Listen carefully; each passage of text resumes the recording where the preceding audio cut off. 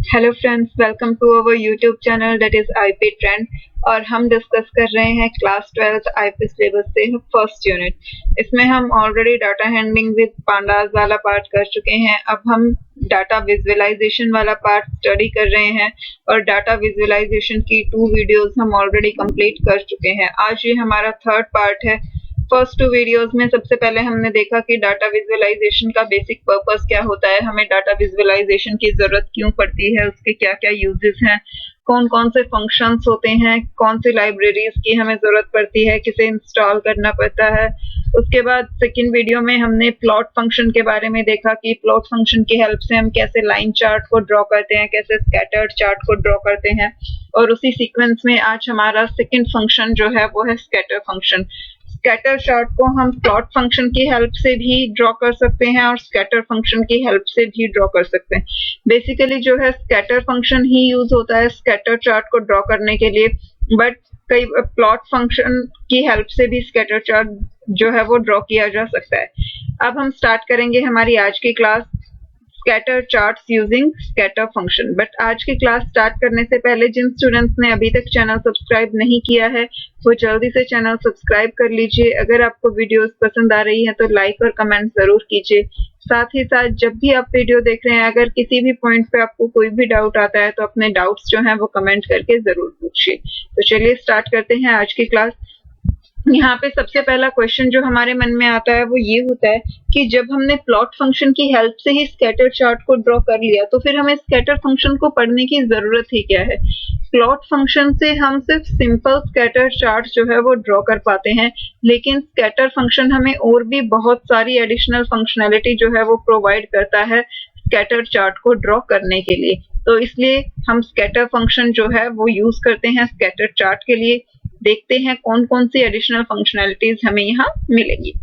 Another method of creating scatter chart is using the scatter function of pyplot library. Scatter function भी हमारा pyplot library में defined होता है। It is more powerful method of creating scatter plots than the plot function. तो scatter function जो है वो plot function से कहीं ज्यादा powerful है scatter charts को draw करने के लिए। In its simplest form, the scatter function is used as. तो scatter function का जो सबसे simplest syntax होता है वो हमारा ये वाला होता है। हमने देखा था plot function का भी हमारा simplest जो syntax था वो क्या था कि plot function के अंदर हमने सिर्फ x एक्सिस और y एक्सिस के लिए डाटा वैल्यूज प्रोवाइड की थी, बाकी सारे फीचर्स के बारे में हमने बाद में स्टडी किया था। वही सेम चीज यहाँ है। scatter function का भी जो सबसे सिंपलेस्ट फॉर्म है वो ये है, लाइब्रेरी का नाम डेट इज मैटप्लॉटलिब.pyplot, उसके बाद फंक्शन का नाम डॉट स्कैटर और उसके बाद आर्ग्यूमेंट्स हम देंगे 2 एरेज।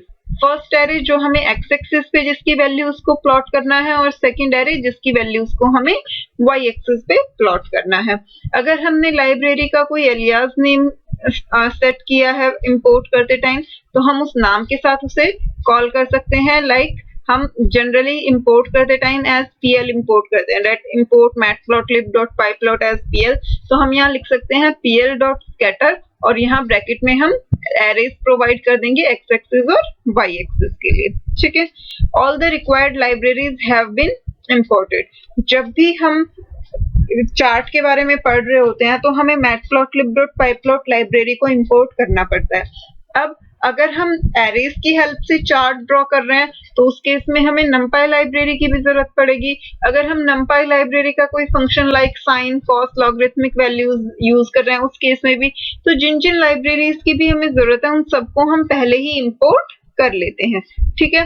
तो जैसे कि इंपोर्ट मैटप्लॉटलिब.pyplot एज pl इन्होंने किया, उसके बाद इन्होंने यहाँ पे सिंपली लिख दिया है कि a1 और a4 जो है कोई भी 2 एरेज ऑलरेडी क्रिएटेड है। तो अगर हमें उन्हें ड्रॉ करना है तो हम उन्हें सिंपली कैसे ड्रॉ कर सकते हैं, pl.scatter a1, a4। हम इस पार्ट को प्रैक्टिकली करके देखेंगे ताकि ये चीजें जो है माइंड में बिल्कुल क्लियर हो जाएं। ग्राफ कैसे ड्रॉ होता है, कैसे वो वर्क करता है, कैसे हम उसमें एडिशनल फीचर्स ऐड कर सकते हैं, ये सारी चीजें हम करके देखेंगे। तो यहाँ इन्होंने इतना डिटेल में नहीं दिया है बट मैं आपको प्रैक्टिकली ये करके दिखा देती हूँ।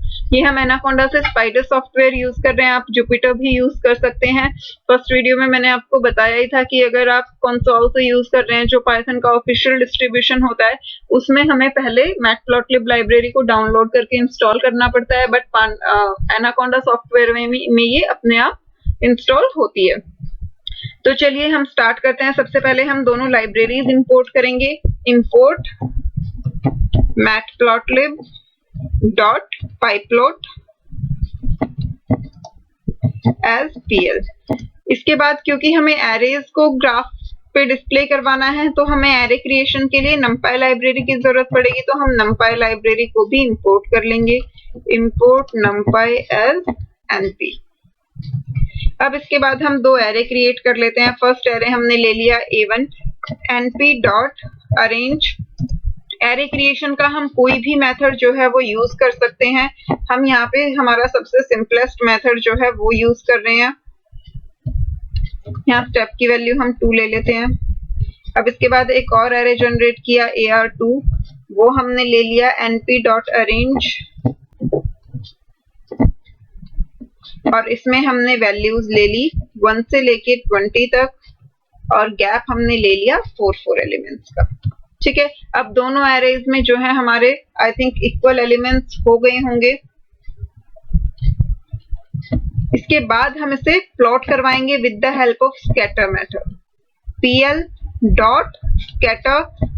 pl हम यहाँ क्यों यूज कर रहे हैं, क्योंकि मैटप्लॉटलिब डॉट pyplot लाइब्रेरी को हमने एज pl इंपोर्ट किया है, तो इसलिए हम यहाँ पे pl यूज करेंगे। pl डॉट स्कैटर और ब्रैकेट में पहले वो एरे देंगे जिसे हमें एक्स एक्सिस पे रखना है और सेकंड नंबर पे हम वो एरे प्रोवाइड करेंगे जिसे हमें वाई एक्सिस पे रखना है। हमने दोनों ही एरेज प्रोवाइड कर दिए। अब इसे हम रन कर देंगे। तो ये हमने रन किया। अब इसके बाद ये देखिए, ये हमें यहाँ से ग्राफ जो है वो ड्रॉ होके मिल गया। ये हमारे जो है वो डाटा पॉइंट्स हैं जो कि ड्रॉ हुए हैं हमारे ग्राफ में। हमारे एरेज में 4 वैल्यूज जो थी वो जनरेट हुई थी, इसलिए यहाँ पे हमारे ग्राफ में भी 4 ही पॉइंट्स जो हैं वो शो हो रहे हैं। अब ये तो पाइथन ने डिफॉल्ट मार्कर टाइप लिया है। मार्कर्स क्या होते हैं, हमारे डाटा पॉइंट। जो ग्राफ में हम ये डाटा पॉइंट शो करते हैं उन्हें हम मार्कर कहते हैं पाइथन में। अब यहाँ पे हमने नहीं बताया था कि हमारा पाइथन जो है वो हमारा मार्कर जो है वो सर्कल टाइप का होना चाहिए, क्रॉस मार्क होना चाहिए या डायमंड शेप में होना चाहिए। तो यहाँ पे उन्होंने डिफॉल्ट टाइप ले लिया है। कलर भी पाइथन ने इंटरनली खुद से डिसाइड किया है, बट अगर हम चाहें तो हम अलग से कलर स्पेसिफाई कर सकते हैं, स्टाइल स्पेसिफाई कर सकते हैं। वो सारे फीचर्स हम 1 बाय 1 जो है स्टडी करेंगे। तो ये हो गया। जब हमने स्कैटर चार्ट को इस तरीके से किया तो सिंपल हमारा, हमने यहाँ पे कुछ भी एडिशनल प्रोवाइड नहीं किया है, सिर्फ एक्स एक्सिस और वाई एक्सिस के लिए डाटा वैल्यूज दी हैं। तो उससे ये हमारा चार्ट जो है वो ड्रॉ हो गया कि वो सारे डाटा पॉइंट्स यहाँ पे हमें शो हो रहे हैं। अब इसके बाद स्पेसिफाइंग मार्कर टाइप। अब हम एक एक करके एडिशनल फीचर्स जो है वो ऐड करते जाएंगे कि हम कौन कौन से फीचर्स हमें स्कैटर ग्राफ में, स्कैटर फंक्शन के अंदर मिलते हैं जो हम हमारे ग्राफ्स में ऐड कर सके। तो अभी हमने देखा कि हमारे जो ये मार्कर के टाइप थे वो हमारा सर्कल टाइप का ड्रॉ हुआ था, बट मान लीजिए हमें सर्कल नहीं चाहिए, तो उसके लिए हम क्या करेंगे, हम अपने मार्कर की शेप जो है वो डिसाइड करेंगे। अब जिन स्टूडेंट्स ने सेकंड वीडियो नहीं देखी थी, वीडियो का सेकंड पार्ट, उन स्टूडेंट को मे बी नहीं पता होगा कि वैलिड मार्कर स्टाइल कौन कौन से होते हैं और वैलिड कलर कौन कौन से होते हैं। तो मेरी उनसे रिक्वेस्ट है, एक बार आप इस वाली सीक्वेंस का जो सेकंड पार्ट है, डाटा विजुअलाइजेशन का जो पार्ट 2 है, उसे जरूर देखिए। वहां पे हमने डिस्कस किया था कि पाइथन में ग्राफ्स ड्रॉ करने के लिए वैलिड कलर कोड कौन कौन से हैं, और उसी में हमने वो टेबल भी स्टडी की थी कि मार्कर्स के लिए वैलिड स्टाइल कौन कौन से हैं, जैसे, और हर स्टाइल के लिए आप कौन सा सिंबल यूज करते हैं। हमें बिग स्टाइल के डायमंड चाहिए तो हमने कैपिटल डी यूज किया था, स्मॉल डायमंड्स के लिए स्मॉल डी होता है, सर्कल के लिए ओ होता है, प्लस के लिए प्लस मार्क, क्रॉस मार्क के लिए एक्स, स्टार ड्रॉ करने के लिए हम एस्ट्रिक सिंबल यूज करते हैं। तो इस तरीके से जो है हमने बहुत सारे मार्कर स्टाइल्स पढ़े थे, तो आप वहां से वो टेबल जो है देख सकते हैं। उसका लिंक मैंने आपको डिस्क्रिप्शन बॉक्स में दे दिया है। You can specify marker type using marker argument of the scatter function. अगर आपको थोड़ा बहुत याद हो तो हमने प्लॉट फंक्शन के अंदर भी यही सेम आर्ग्यूमेंट पढ़ा था। मार्कर स्टाइल स्पेसिफाई करने के लिए वहां भी हमने मार्कर आर्ग्यूमेंट ही यूज किया था, और स्कैटर फंक्शन के अंदर भी हम मार्कर आर्ग्यूमेंट ही यूज करते हैं। The marker argument can take any value as per the table 3.2 given earlier. तो ये वाली टेबल हमने सेकंड वीडियो में देखी थी। उस टेबल के अकॉर्डिंग आप कोई भी वैलिड मार्कर आर्ग्यूमेंट ले सकते हैं। अब इसी वाले एग्जांपल में देखिए, पहले सर्कल आ रहे थे, अब इसमें चेंज क्या किया, pl dot scatter a1, a4, इतना तो सेम है, सिर्फ हमने मार्कर स्टाइल ऐड कर दिया, that marker is equal to x। तो अब जो हमारे मार्कर्स होंगे वो किस टाइप के ड्रॉ होंगे, x टाइप के। तो आप देखिए ये डायग्राम की शेप देखिए बिल्कुल सेम वही है जो प्रीवियस केस में थी, फर्क सिर्फ क्या है कि वहां पे यहाँ सर्कल सर्कल शो हो रहे थे, ये देखिए, और अब इस केस में क्या शो हो रहे हैं, क्रॉस मार्क शो हो रहे हैं, क्योंकि हमने मार्कर स्टाइल क्या दे दिया है, x दे दिया है। यही सेम चीज हम अपने ग्राफ में भी करके देख सकते हैं। मान लीजिए मैं यहाँ पे मार्कर दे देती हूँ, marker is equal to x। सेव करके हम इसे रन करेंगे। ये देखिए अब जब हमने इसे रन किया तो हमारा ग्राफ जो है वो कैसे ड्रॉ हुआ, हमारे ग्राफ में जो है वो सारे क्रॉस मार्क्स जो है यहाँ पे शो हुए हैं। ठीक है, अगर मैं यहाँ ये d की फॉर्म में दे देती हूँ, d किसके लिए होता है, डायमंड्स के लिए। तो अब जब हम इसे रन करेंगे तो हमारे जो ग्राफ में मार्कर्स हैं वो किस टाइप के ड्रॉ हुए, ये देखिए अब हमारे डायमंड शेप में ड्रॉ हुए। तो इस तरीके से हम कोई भी शेप जो है वो स्पेसिफाई कर सकते हैं। अगर हम यहाँ पे एस्ट्रिक साइन दे देते तो अब हमारे जो ये मार्कर्स हैं वो किस शेप के ड्रॉ होते, स्टार की फॉर्म में। ये देखिए यहाँ पर आप देख सकते हैं। तो इस तरीके से जो भी मार्कर का स्टाइल हम स्पेसिफाई करेंगे उसी टाइप के मार्कर्स जो हैं वो हमारे ग्राफ में डिस्प्ले हो जाएंगे। अब इसके बाद आ जाते हैं नेक्स्ट फीचर पे। नेक्स्ट फीचर है मार्कर का साइज और उसका कलर। तो अगर हमें मार्कर का साइज जो है वो चेंज करना है या वो स्पेसिफाई करना है, हमें खुद से मार्कर का साइज प्रोवाइड करना है, तो उसके लिए हम आर्ग्यूमेंट यूज करते हैं s। अगर आपको याद हो जब हमने प्लॉट फंक्शन यूज किया था वहां पे मार्कर्स के साइज के लिए हमारे पास आर्ग्यूमेंट क्या था, मार्कर साइज। हम पूरा वर्ड लिखते थे, लेकिन यहाँ पे आर्ग्यूमेंट सिर्फ क्या है, s। हम सिर्फ s की हेल्प से मार्कर्स का साइज जो है वो स्पेसिफाई करते हैं। Specifying colours of the marker, और अगर हमें मार्कर्स का कलर स्पेसिफाई करना है तो उसके लिए हम कौन सा आर्ग्यूमेंट यूज करते हैं, सी आर्ग्यूमेंट। तो आपको अगर ध्यान हो प्लॉट फंक्शन में हम मार्कर एज कलर यूज करते थे, लेकिन यहाँ पे हम क्या यूज करते हैं, सी आर्ग्यूमेंट यूज करते हैं मार्कर्स का कलर स्पेसिफाई करने के लिए। You can specify the colors of the marker with the argument C. In other words, detailed syntax. Note the full and complete syntax of scatter function of pyplot library is this one.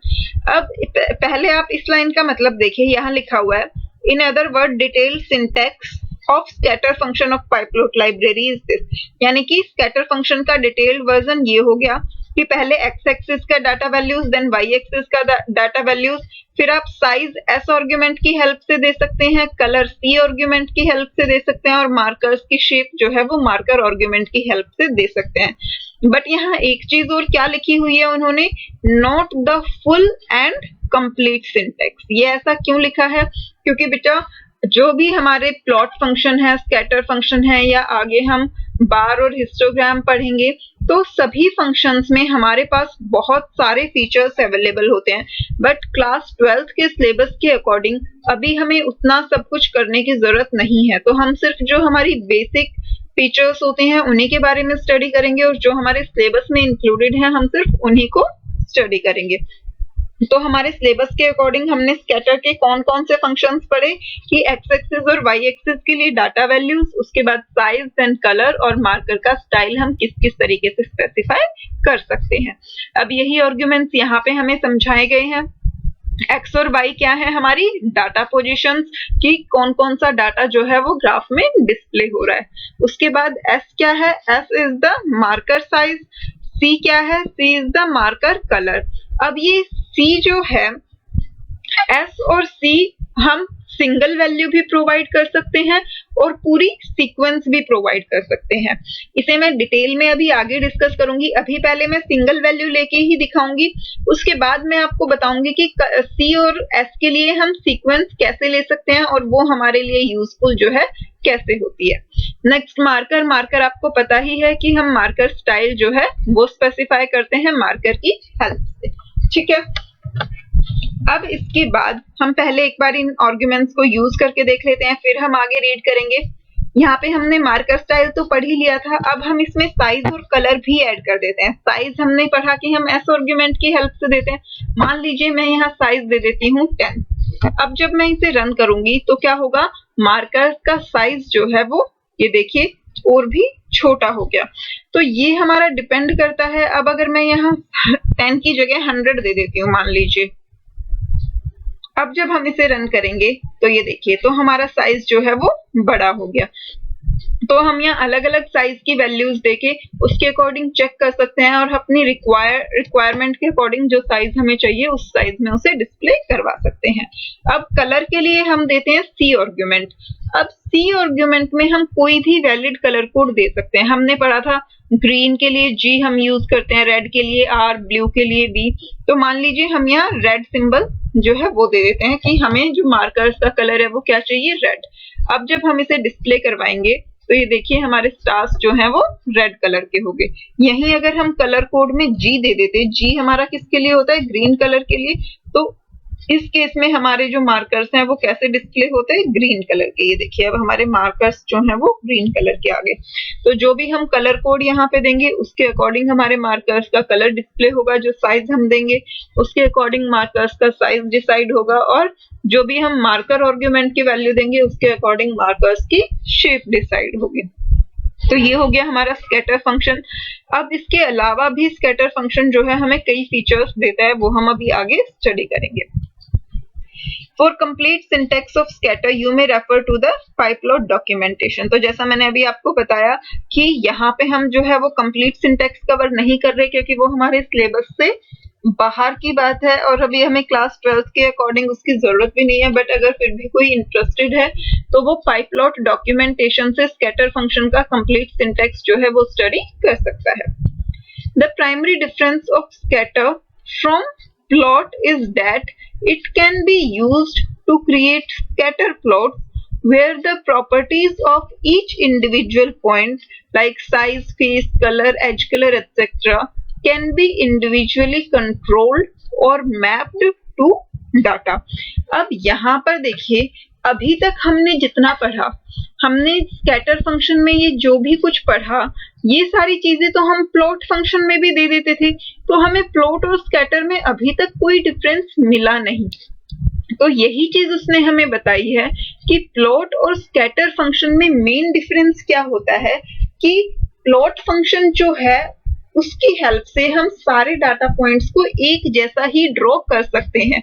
Plot function हमें ऐसी कोई functionality नहीं देता कि हमारे पास जितने data points हैं हम उतने अलग अलग जो है मार्कर्स, मतलब हर डाटा पॉइंट के लिए हम अलग अलग जो है फीचर्स दे सकें कि हमारा फर्स्ट डाटा पॉइंट जो है वो 5 साइज का हो, सेकंड 10 साइज का, थर्ड 15 साइज का, इस तरीके से हो, या फिर हमारे फर्स्ट डाटा पॉइंट का कलर ग्रीन हो, सेकंड का रेड हो, थर्ड का ब्लू हो, फोर्थ का ब्लैक हो। ऐसी कोई फंक्शनैलिटी प्लॉट फंक्शन में हमारे पास नहीं होती। बट स्कैटर फंक्शन हमें ऐसी फंक्शनैलिटी देता है जिससे कि हम इंडिविजुअल डाटा पॉइंट्स की प्रॉपर्टीज को जो है वो डिसाइड कर सकें, कंट्रोल कर सकें। तो यही मेन पर्पस होता है स्कैटर फंक्शन का, क्योंकि स्कैटर फंक्शन की हेल्प से हम अलग अलग मार्कर्स की अलग अलग प्रॉपर्टीज जो हैं वो सेट कर सकते हैं। और यही मतलब है इस चीज का कि कलर कोड में अभी तो हमने सिंगल वैल्यू दी है, जब हम कलर कोड में कोई सीक्वेंस देते हैं या साइज में कोई सीक्वेंस देते हैं तो वो किस तरीके से होती है, वही सेम चीज हमें इस वाली प्रॉपर्टी को फुलफिल करने में हेल्प करेगी। Consider following example of scatter function. As earlier mentioned, you can execute group of statements in a group mode by ending then with control plus enter instead of enter, using enter only in the end of the group statement। तो ये चीज हमने first video में ही discuss कर ली थी। ये line same वही चीज हमें दी हुई है कि ये हमें पता ही है कि जब हमें एक साथ ग्रुप ऑफ कमांड्स को एग्जीक्यूट करना होता है, हम एनाकोंडा में स्पाइडर या जुपिटर कुछ भी यूज करें वहां हमें इस चीज की टेंशन लेने की जरूरत नहीं है। बट जब हम पाइथन के ऑफिशियल डिस्ट्रीब्यूशन से कंसोल पे टाइपिंग कर रहे होते हैं वहां हमें हर स्टेटमेंट का अलग आउटपुट मिलता है। तो अगर हमें 3-4 स्टेटमेंट्स को एक साथ रन करवाना है तो हमें स्टेटमेंट के खत्म होने के बाद एंटर की जगह क्या प्रेस करना चाहिए, कंट्रोल प्लस एंटर, और जब वो हमारी लास्ट स्टेटमेंट होगी उसके बाद हम क्या यूज करेंगे, एंटर की, ताकि हमें रिजल्ट जो है वो डिस्प्ले हो जाए।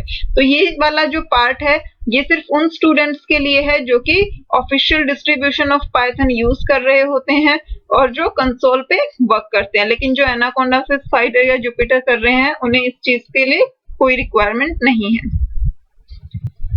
नाउ ये देखिए, ये है हमारा अगला पार्ट जिसमें हमें क्या दिया हुआ है, स्कैटर चार्ट हमने यूज किया है। इसमें कुछ भी एडिशनल फंक्शनैलिटी नहीं है, ये सेम उसी के फर्दर एग्जांपल्स हैं जो अभी हमने करके देखा। यहाँ पे A1 और A4 दिया, साइज 12 दे दिया, कलर क्या दिया उन्होंने, कलर M दिया, M4 मैजेंटा था हमारा, और मार्कर स्टाइल D दिया, जिससे कि हमारे डायमंड्स की शेप में मैजेंटा कलर में जो है ये सारी जो है ड्रॉ हो गए। यही सेम हमने अभी पीछे किया ही था A1 A4 का। अब इस वाले केस में एक एरे और लिया है A1 और A5, साइज सेम वही 12 है, कलर इस बार क्या लिया, ब्लू, और मार्कर स्टाइल क्या लिया, ग्रेटर देन का सिंबल। तो हम अलग अलग तरीके से अलग अलग वैल्यूज के लिए स्कैटर चार्ट जो है वो ड्रॉ कर सकते हैं। ये हमें उसी के एग्जांपल्स शो किए गए हैं जो मैं ऑलरेडी आपको प्रैक्टिकली करके दिखा चुकी हूँ। जैसे कि अगर हम यहाँ एरे में कुछ और चेंजेस कर देते हैं, मान लीजिए हम यहाँ ले लेते, हम दो सीक्वेंसेस और ले लेते हैं। एक हमने ले ली सीक्वेंस A जिसमें हम यहाँ पे कोई भी वैल्यूज दे देते हैं, ठीक है। इसके बाद हम एक नेक्स्ट सीक्वेंस B ले लेते हैं, B में भी हम यहाँ पे कुछ वैल्यूज प्रोवाइड कर देते हैं, ठीक है। अब हम ये जो स्कैटर चार्ट ड्रॉ कर रहे हैं वो हम A और B दे देते हैं एक्स एक्सिस और वाई एक्सिस के लिए।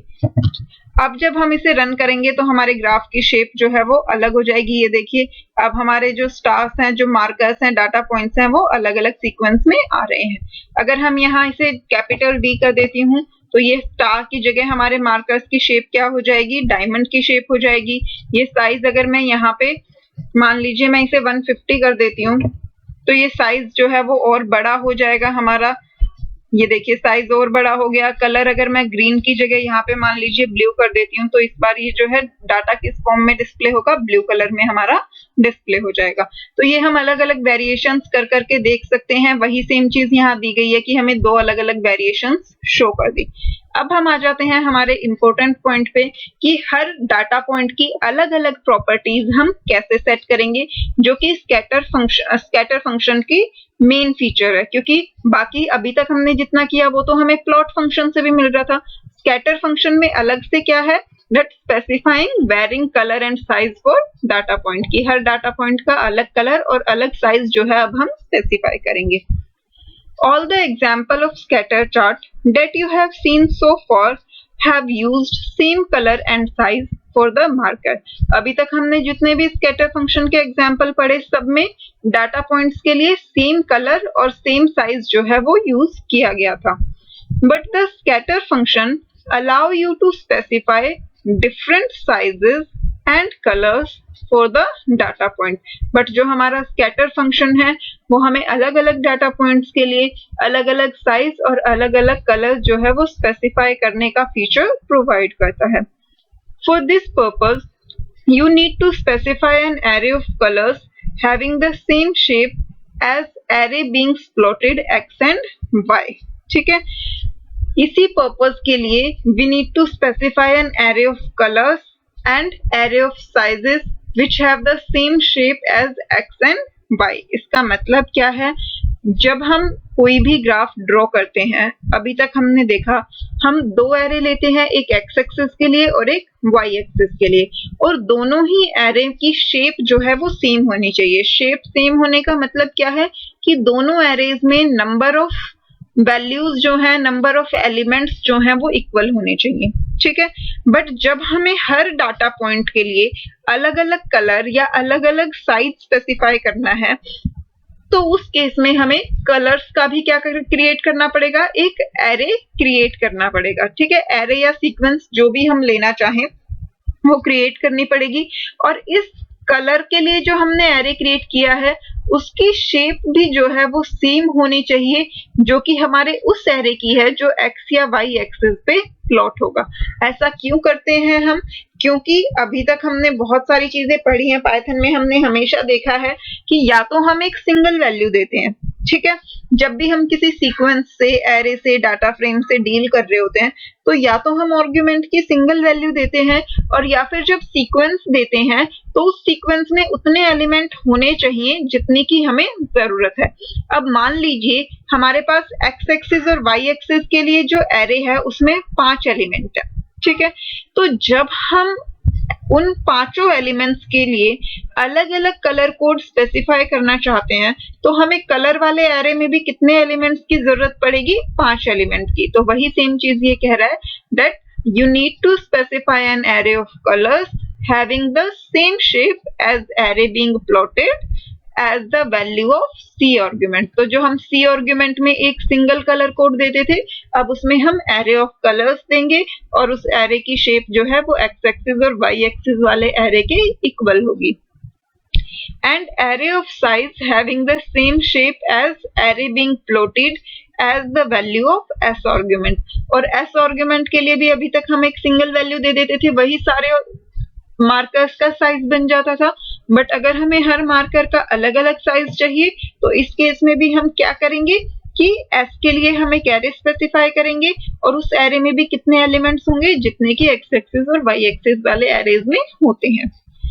When C or S argument have a sequence or array with multiple color size values, जब हमने C और S आर्ग्यूमेंट में कोई एरे स्पेसिफाई किया है, लाइक C में हमने एरे दिया है जिसमें कलर स्टोर है और S के लिए हमने एरे दिया या सीक्वेंस दी जिसमें साइज स्टोर है, then each color size is applied to different data point in order.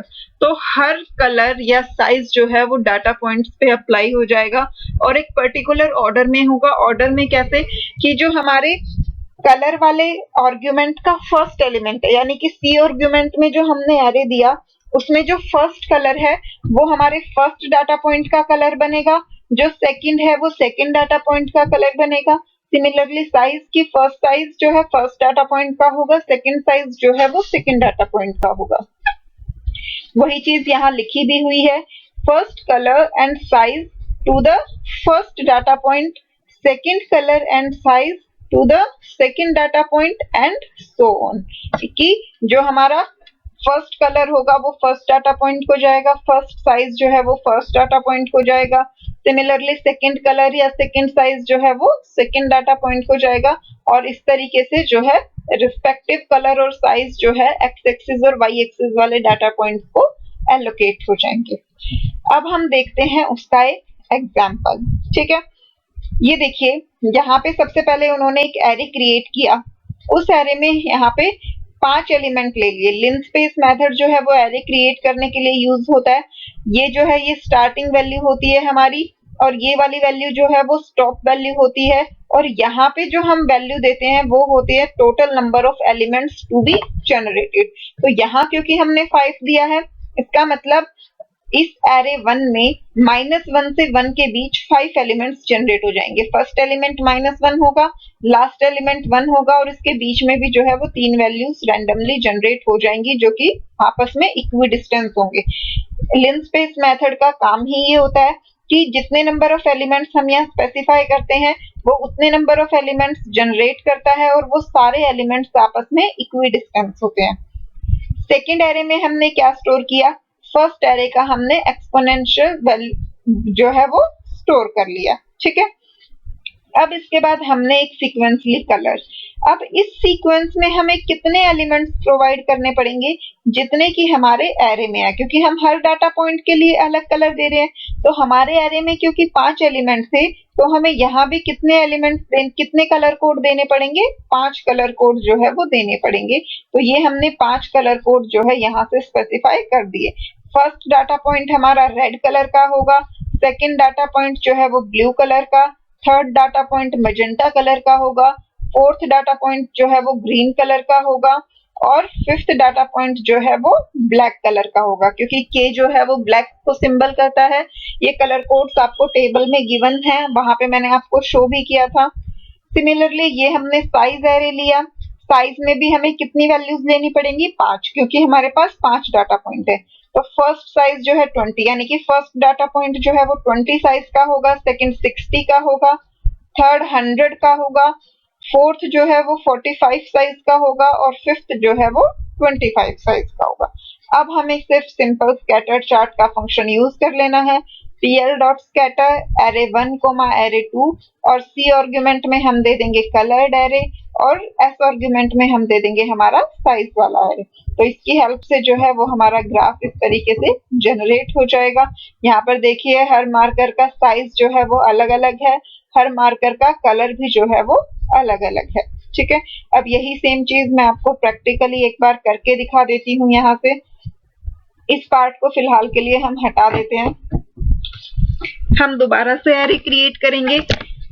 इस बार हम लिनस्पेस मेथड को ही यूज करके एरे क्रिएट कर लेंगे, या फिर हम सिंपल कोई सीक्वेंस भी ले सकते हैं। पहले मैं आपको चलिए सीक्वेंस से करके दिखा देती हूँ। फर्स्ट हमने लिया एक ए सीक्वेंस ले ली, इसमें हम वैल्यूज ले लेते हैं 2 1 से स्टार्ट कर लेते हैं, 1 2 3 4 एंड 5। ठीक है, अब हम एक सीक्वेंस और ले लेते हैं बी में हम इनकी स्क्वायर वैल्यूज जो है वो स्टोर कर लेते हैं, डबल वैल्यूज, सॉरी 2 4 3 के लिए आ जाएगा 6, 4 के लिए 8 एंड 5 के लिए क्या आ जाएगा हमारा 10 जो है वो स्टोर हो जाएगा। अब इसके बाद हमने एक्स एक्सिस और वाई एक्सिस के लिए तो डाटा पॉइंट्स जो है वो ले लिए। अब हमें लेना है कलर के लिए। अब कलर में भी हमें, क्योंकि हमारे पास 5 डाटा पॉइंट है, हमें यहाँ पे 5 कलर कोड्स लेने पड़ेंगे। मान लीजिए हम फर्स्ट डाटा पॉइंट के लिए आर कलर लेते हैं, सेकंड के लिए हमने ब्लू कलर ले लिया, थर्ड के लिए हम मैजेंटा कलर ले लेते हैं, फोर्थ के लिए हम ग्रीन कलर ले लेते हैं और फिफ्थ के लिए हम येलो कलर ले लेते हैं। ठीक है, अब इसी तरीके से हम साइज के लिए भी जो है एक एरे क्रिएट कर लेते हैं। अब साइज भी हमें 5 डाटा पॉइंट है तो पांचों के लिए अलग अलग साइज देना पड़ेगा। मान लीजिए हमने फर्स्ट का साइज ले लिया 50, देन हमने ले लिया 100, देन 150 हमने ले लिया, उसके बाद हम दोबारा से 100 ले लेते हैं और फिर 50। तो ये पांचों डाटा पॉइंट का हमने अलग अलग जो है वो साइज ले लिया। अब हम स्कैटर चार्ट ड्रॉ करेंगे, तो pl.scatter और यहाँ पे आर्गुमेंट क्या देंगे, पहले एक्स एक्सिस की वैल्यू देंगे, उसके बाद वाई एक्सिस पे जो हमें रखना है उसकी डाटा वैल्यूज देंगे, उसके बाद कलर कोड हम सी आर्गुमेंट की हेल्प से लिखते हैं। तो c इज इक्वल टू, सी में हम कौन सा आर्गुमेंट देंगे, कलर, क्योंकि उसमें हमने एरे स्टोर करवाया है। साइज आर्गुमेंट हम s की हेल्प से देते हैं, तो s इज इक्वल टू हमारा साइज वाला एरे। अब हम इसे रन करके देखेंगे, तो ये देखिए यहाँ पे ये हमारा आउटपुट जो है वो डिस्प्ले हो गया।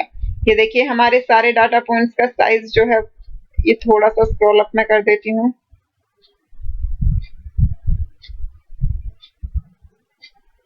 ये देखिए फर्स्ट डाटा पॉइंट जो है वो रेड कलर का है, छोटे साइज का है 50, उसके बाद ब्लू वाला जो सेकंड डाटा पॉइंट है वो 100 साइज का, थर्ड वाला उससे भी बड़ा है 150 साइज का और उसका कलर क्या है, मैजेंटा, और फोर्थ वाला जो डाटा पॉइंट है उसका साइज अगेन छोटा हो गया है क्योंकि हमने फिर से 100 लिया और वो ग्रीन कलर का है, और फिफ्थ डाटा पॉइंट जो है वो येलो कलर का है और उसका साइज जो है वो फर्स्ट डाटा पॉइंट के जितना ही है। अब इसके साथ साथ अगर आप ये कलर और साइज आर्गुमेंट अलग से ना लेना चाहें तो आप ये साइज और कलर आर्गुमेंट यहीं पर भी एरे की फॉर्म में प्रोवाइड कर सकते हैं। अब यहाँ पे हम c की वैल्यू जब देते हैं तो c इज इक्वल टू हम यहीं पे डायरेक्टली जो है वो कलर कोड दे सकते हैं। मान लीजिए हमने फर्स्ट डाटा पॉइंट के लिए ग्रीन दे दिया, सेकंड के लिए ब्लू दे दिया, थर्ड के लिए हमने रेड दे दिया, उसके बाद फोर्थ के लिए हमने येलो दे दिया एंड फिफ्थ के लिए हमने ब्लैक कलर दे दिया। ठीक है, अब इसके बाद हमें साइज प्रोवाइड करना है, तो हम चाहे तो सबके लिए साइज सेम दे सकते हैं 100, जरूरी नहीं है कि साइज में भी अब हम एरे दें। यहाँ पे हमने एक्स एक्सिस पे a की वैल्यूज रखी, वाई एक्सिस पे b की वैल्यूज रखी, हर डाटा पॉइंट का कलर जो है वो हमने अलग अलग स्पेसिफाई कर दिया, बट साइज जो है हमने सारे डाटा पॉइंट्स का सेम रखा, डेट इज 100। तो अब जब हम इसे रन करेंगे तो हमारे डाटा पॉइंट्स देखिए किस तरीके से ड्रॉ होंगे। ये देखिए ये हमारा ग्राफ जो है वो ड्रॉ हुआ। यहाँ पे आप देख सकते हैं कि हमारे सारे डाटा पॉइंट्स जो हैं वो सेम साइज के हैं, पर कलर जो है वो सबका अलग अलग है, first green, then blue, red, yellow and black colour.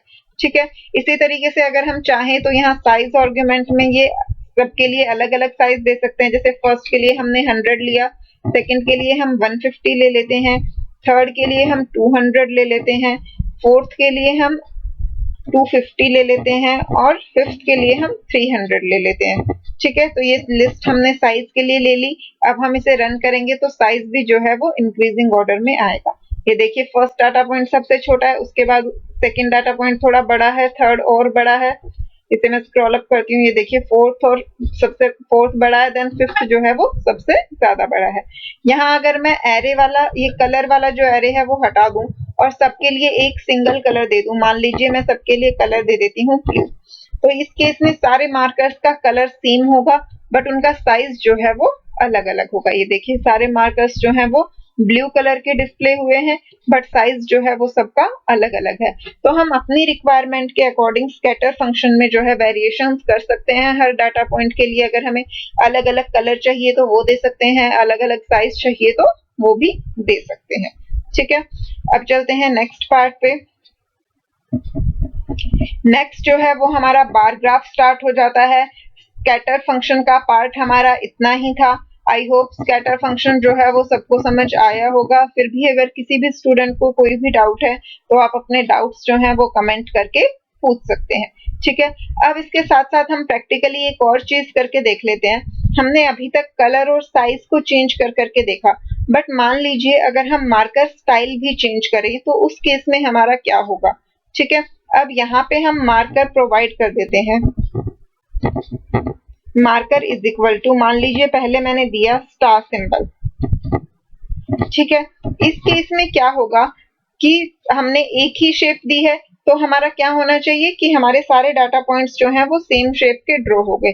But अगर हम इस केस में भी एरे प्रोवाइड करें तो तब हमारा रिजल्ट जो है वो कैसे आएगा। क्या शेप भी हम सब डाटा पॉइंट्स की अलग अलग दे सकते हैं या नहीं दे सकते, यहाँ से हमें वो चीज जो है वो वेरीफाई हो जाएगी।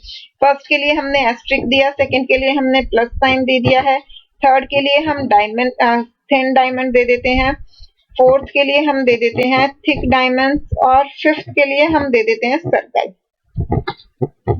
ठीक है, अब हम इसे रन करके देखते हैं कि क्या सब एरेज की जो शेप है वो अलग अलग आती है या नहीं आती।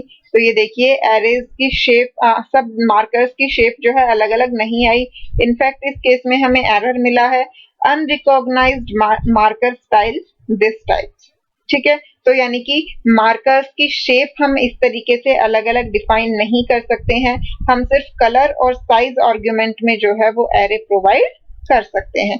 तो आई होप ये चीज सबको समझ आ गई होगी। फिर भी अगर कोई डाउट है तो आप अपने डाउट्स जो हैं वो कमेंट करके पूछ सकते हैं। अब हम स्टार्ट करते हैं हमारा नेक्स्ट पार्ट, जो कि क्या है हमारा बार चार्ट। ठीक है, बार चार्ट सभी स्टूडेंट्स ने ऑलरेडी पढ़ा हुआ है 9th और 10th क्लास में। बार चार्ट हमारा होता क्या है, जिसमें हम कैटेगोरिकल डाटा को रिप्रेजेंट करते हैं। जैसे ये हमारा ये हमारा वाई एक्सिस है, ये हमारा एक्स एक्सिस है। तो इस पे जब हम बार चार्ट ड्रॉ करते हैं तो हम इस तरीके से बार्स को ड्रॉ करते हैं कि ये हमारा फर्स्ट बार है, देन ये हमारा सेकंड है, देन ये हमारा थर्ड है। बार चार्ट की जरूरत हमें बेसिकली कब पड़ती है, जब हमारे पास कुछ पर्टिकुलर फील्ड्स का डाटा होता है और हमें उन्हें कंपेयर करना होता है। लाइक मान लीजिए हमारे पास एक लिस्ट है जिसमें हमारे पास 10 कंट्रीज दी हुई हैं और 10 कंट्रीज का जो है वो स्कोर दिया हुआ है। तो अब उन 10 कंट्रीज को वेरीफाई करने की बजाय हम क्या कर सकते हैं, उनका ग्राफ प्लॉट कर देंगे, जहां से हमें इजीली पता चल जाएगा कि कौन सी कंट्री जो है वो टॉप पर है और कौन सी कंट्री जो है वो सबसे लोएस्ट पोजीशन पे है। तो चलिए स्टडी करते हैं बार चार्ट के बारे में।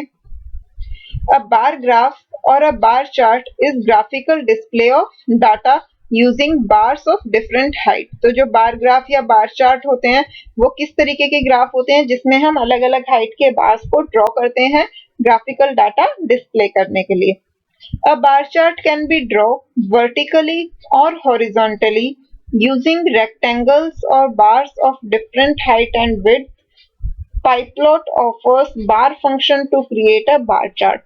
तो यहाँ पे ये कह रहा है कि जो हमारा बार चार्ट होता है उसे हम हॉरिजॉन्टली भी ड्रॉ कर सकते हैं और वर्टिकली भी ड्रॉ कर सकते हैं। ये जो मैंने अभी आपको दिखाया है ये कौन सा बार चार्ट है? वर्टिकल बार चार्ट है। अगर हमें हॉरिजॉन्टल बार चार्ट चाहिए तो उस केस में क्या होता है हमारा? उस केस में ये हमारा बन जाता है वाई एक्सिस और ये हमारा बन जाता है एक्स एक्सिस, और इस पे हम इस तरीके से जो है वो बार्स को ड्रॉ करते हैं। ये हमारा होता है हॉरिजॉन्टल बार चार्ट। ठीक है, तो ये हमारा हॉरिजॉन्टल बार चार्ट हो गया और ये हमारा वर्टिकल बार चार्ट हो गया। पाइपलोट जो लाइब्रेरी है वो बार फंक्शन हमें प्रोवाइड करती है जिसकी हेल्प से हम बार चार्ट को ड्रॉ कर सकते हैं। Where you can specify the sequences of x axis and corresponding sequences to be plotted on y axis. इस फंक्शन के अंदर हम एक्स एक्सिस और वाई एक्सिस दोनों के लिए डाटा प्रोवाइड कर देते हैं कि हमें एक्स एक्सिस पे कौन से सीक्वेंस को प्लॉट करना है और वाई एक्सिस पे कौन से सीक्वेंस को प्लॉट करना है।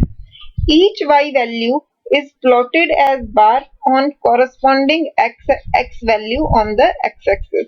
तो जो हमारा ये x axis होता है तो यहाँ पे हर x वैल्यू की जो भी corresponding y वैल्यू होती है वहां तक का बार जो है वो हमारा ड्रॉ हो जाता है। But before creating any bar chart, like you did in line chart, make sure to import matplotlib.pyplot and also numpy library if you are using any numpy function।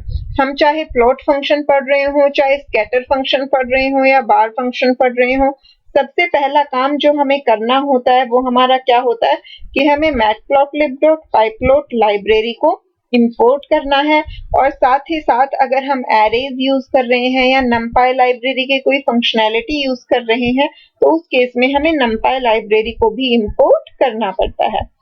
Likewise, if you want that multiple commands affect a common bar chart, अब अगर हम ये चाहते हैं कि हमारी कई सारी कमांड जो हैं वो एक सेम बार चार्ट पे ड्रॉ हों, then either store all the related statement in a Python script with the last statement being show function, or on IPython console group related command by pressing Ctrl plus Enter। तो ये अभी आपने scatter के case में पढ़ा भी था, जिन्होंने सेकेंड पार्ट हमारी वीडियो का देखा था उन्होंने प्लॉट फंक्शन में भी ये चीज देखी होगी, और इवन फर्स्ट पार्ट में तो ये बहुत डिटेल में डिस्कस हुई थी, क्योंकि ये हर फंक्शन के साथ आपको ये लाइंस रिपीट करके दे रहा है ताकि आप कोई मिस्टेक ना करें कि जो students official distribution of Python use कर रहे हैं वो इन दोनों में से कोई भी एक मेथड अपना ले, कि या तो आप नोटपैड में जो है सारी अपनी कमांड्स लिख के उस स्क्रिप्ट को .py फाइल से सेव करें और उस वाली फाइल में लास्ट कमांड आपको जो लिखनी है वो शो फंक्शन की लिखनी है।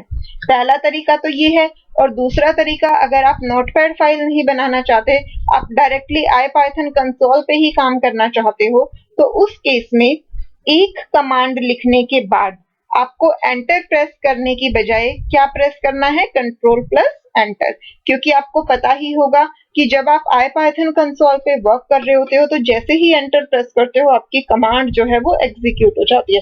बट जब हमें मल्टीपल कमांड्स को एक साथ एग्जीक्यूट करना है तो उस केस में हम एंटर प्रेस नहीं कर सकते, हम एंटर की जगह कंट्रोल प्लस एंटर प्रेस करते हैं ताकि हमारी कमांड इमीडिएटली एग्जीक्यूट ना हो। और जब हम अपनी सारी कमांड्स लिख लेते हैं तो अपनी लास्ट कमांड के बाद हम क्या प्रेस कर देते हैं? एंटर की प्रेस कर देते हैं, ताकि अब तक की सारी कमांड्स जो हमने लिखी हैं वो एग्जीक्यूट हो जाएं। ठीक है, अब हमें ये एक सिंपल एग्जांपल दिया गया है, हमने यहाँ 3 सीक्वेंसेस जो हैं वो क्रिएट किए।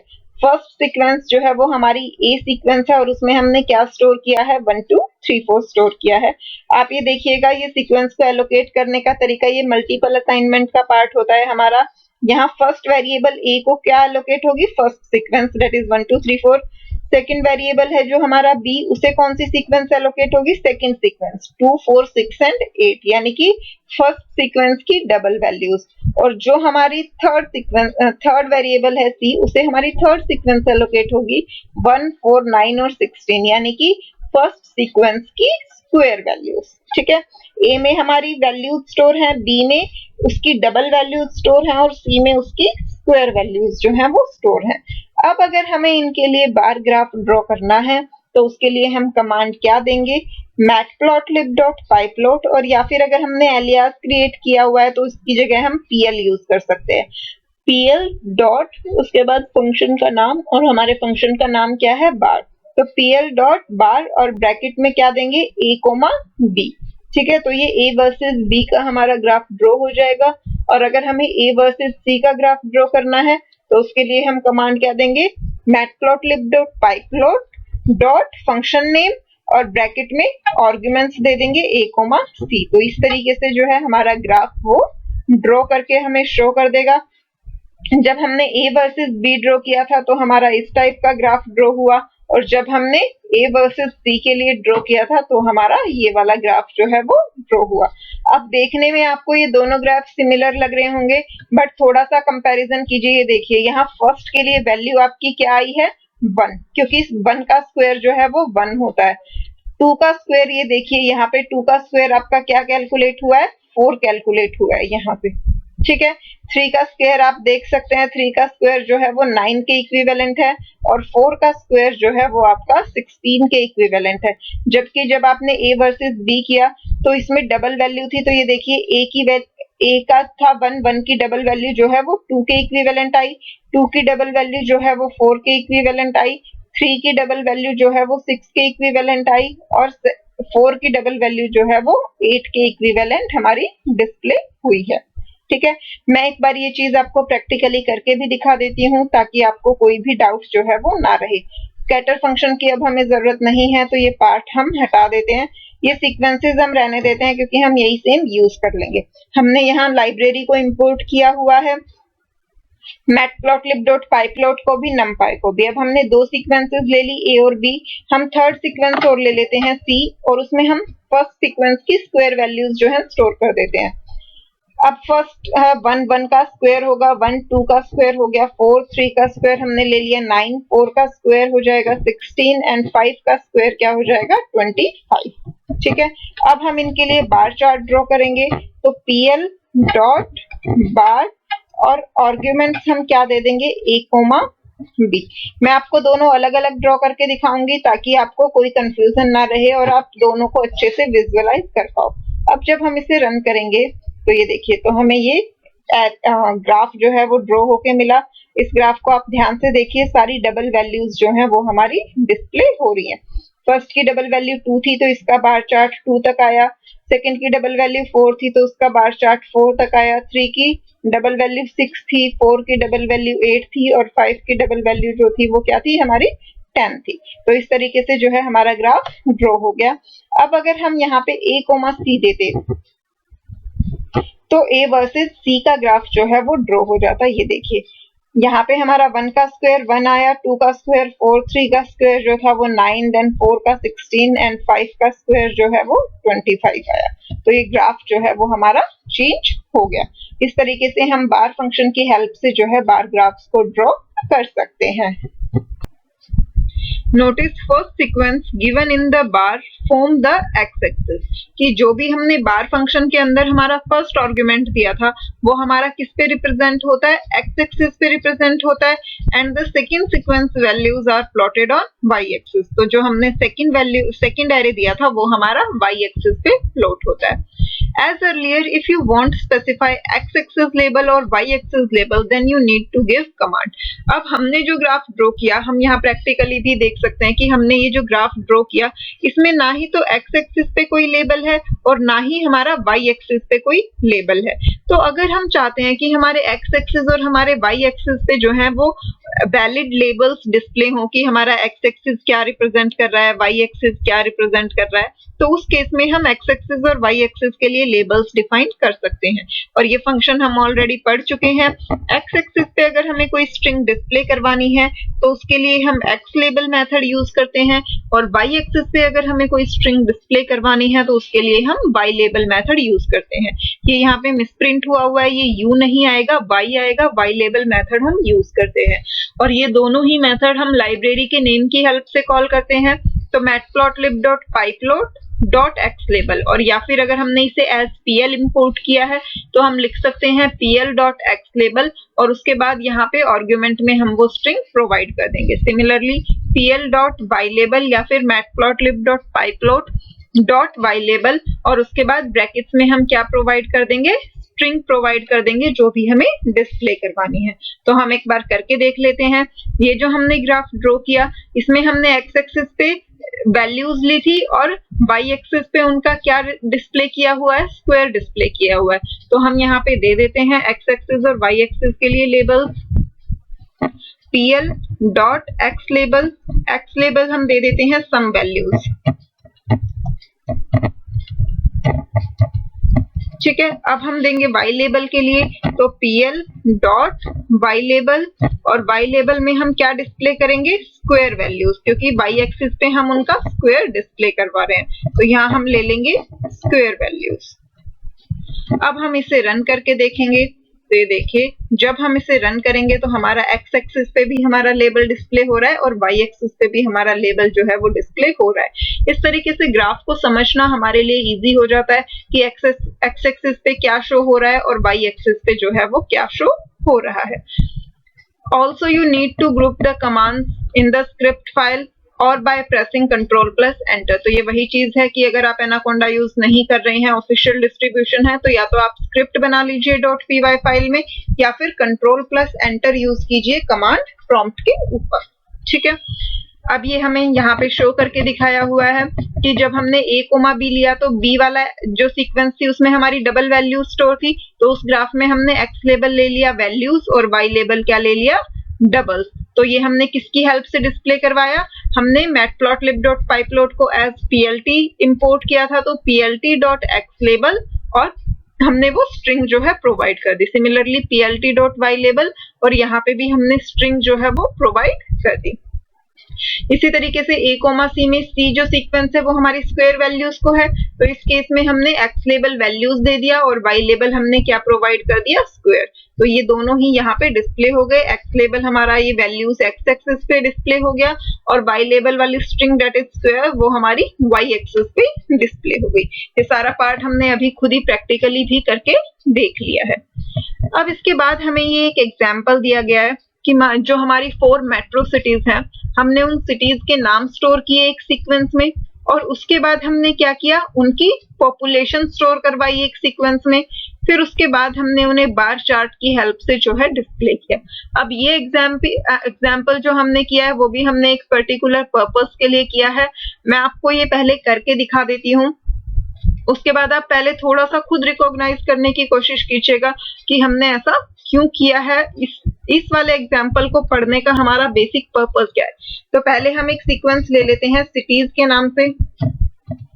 ठीक है, सिटीज की हम एक सीक्वेंस ले लेते हैं जिसमें हम ले लेंगे दिल्ली, देन हमने ले लिया मुंबई, इसके बाद हम ले लेते हैं चेन्नई, एंड देन हम ले लेते हैं कोलकाता। ये हमने 4 सिटीज ले ली। अब हम इन चारों सिटीज की पॉपुलेशन स्टोर करवा लेते हैं। Population is equal to sequence में ही लेंगे, रैंडमली हमने कोई भी वैल्यूज जो है वो ले ली।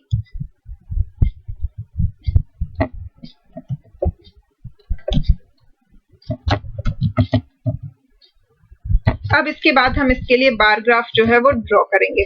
ठीक है, पहले हम एक्स लेबल और वाई लेबल स्पेसिफाई कर देते हैं। एक्स लेबल हम एक्स एक्सिस पे क्या लेंगे, कंट्रीज के नेम लेंगे, तो यहाँ पे हम स्ट्रिंग क्या दे देंगे, सिटीज। अब इसके बाद वाई लेबल हम क्या लेंगे, वाई एक्सिस पे हम पॉपुलेशन स्टोर करवा रहे हैं, तो वाई लेबल हम क्या डिस्प्ले करवाएंगे, population, pl dot y label, और इसमें हम स्ट्रिंग क्या दे देंगे, पॉपुलेशन।